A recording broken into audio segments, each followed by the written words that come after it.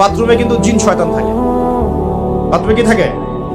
বিজ্ঞান এটা প্রমাণ করতে পারে নাই, এগুলো নাসা বিশ্বাস করবে না, কিন্তু আল্লাহ রাসূল যেহেতু বলেছেন আমরা বিশ্বাস করব। বিজ্ঞান কি সব আবিষ্কার করতে পেরেছে? বিজ্ঞান কি সব আবিষ্কার করতে পেরেছে? বিজ্ঞানের আবিষ্কার কত পার্সেন্ট? এই মহাবিশ্বের 1%ও না। মহাবিশ্বের 1%। আমাদের দেহের মধ্যেই যে রুহটা আছে, এই রুহটা কি কোনো ব্যাখ্যা করতে পারা গেছে? রুহটা কেমন, কঠিন না তরল না বায়বীয়, ব্যাখ্যা করা গেছে? ইয়াসআলুনাকা আনির রূহ কুলির রূহু মিন আমরি রাব্বি ওয়া মা উতীতুম মিনাল ইলমি ইল্লা কলিলা। আল্লাহ পাক বলছেন, হে নবী, তারা তোমাকে রূহ সম্পর্কে জিজ্ঞাসা করে, আত্মা সম্পর্কে জিজ্ঞাসা করে, তুমি বলে দাও এটা তোমার রবের আদেশ মাত্র। রবের আদেশে এসেছে, আদেশেই চলে যাবে। আর এ বিষয়ে তোমাদেরকে বেশি জ্ঞান দেয়া হয় নাই। তাহলে এই জ্ঞান কি দেয়া হয়েছে আমাদেরকে?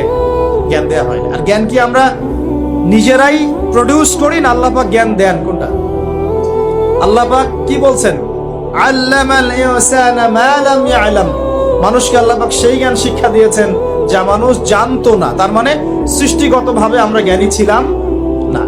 আদম আলাইহিস সালামকে সৃষ্টি করে আল্লাহ পাক কি করছেন? ওয়া আল্লামা আদামাল আসমা কুল্লাহা। আমি আদমকে সৃষ্টি করে তাকে সমস্ত নাম শিক্ষা দিয়েছি, আল্লাহ পাক বলছেন। আদম আলাইহিস সালাম কি সৃষ্টিগতভাবে জ্ঞানী ছিলেন, নাকি আল্লাহ পাক তাকে জ্ঞানী করেছেন? কোনটা? আল্লাহ পাক জ্ঞানী করেছেন। সো জ্ঞান কার পক্ষ থেকে আসে? আল্লাহর পক্ষ থেকে। এটাই হচ্ছে ওয়াকুলিল হাক্কু মির রাব্বিকুম, হক বা সত্য জ্ঞান তোমার রবের পক্ষ থেকে আসে।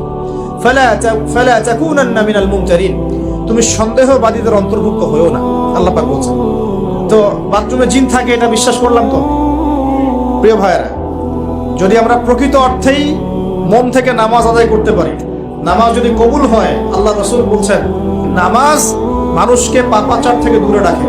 আল্লাহ পাকও বলছেন ইন্না সালাত তানহা আনিল ফাহশাই ওয়াল মুনকার, নিশ্চয়ই নামাজ মানুষকে সমস্ত পাপাচার থেকে দূরে রাখবে ইনশাআল্লাহ।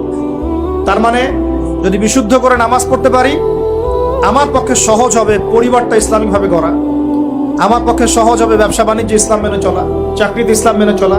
সমাজের দায়িত্ব যদি পাই, এখানে কি আমি ন্যায় বিচার করব না অন্যায় করব? জুলুম করব না ইনসাফ প্রতিষ্ঠা করব? খেয়ানত করব না আমানতদারিতা বজায় রাখবো? আল্লাহ পাক তৌফিক এনায়েত করুন যেন জীবনের প্রতিটা ক্ষেত্রে আমরা ইসলাম ফলো করতে পারি। আমরা পিছিয়ে পড়েছি সুন্নতের অবহেলার কারণে, জ্ঞানের চর্চা ছেড়ে দেওয়ার কারণে, জানা অনুযায়ী আমল না করার কারণে, এবং ইসলাম জীবনের সমস্ত ক্ষেত্রে বাস্তবায়ন না করার কারণে। আমি কি বোঝাতে পারছি ভাই? আরো পিছিয়ে পড়েছি হারাম রিজিক খাওয়ার পিছনে। হারাম রিজিক খেয়েছি, দোয়া কবুল হচ্ছে না, পিছিয়ে পড়ছি আমরা। আমরা পিছিয়ে পড়েছি আমাদের মা বোনদের পর্দার গাফেলতির কারণে।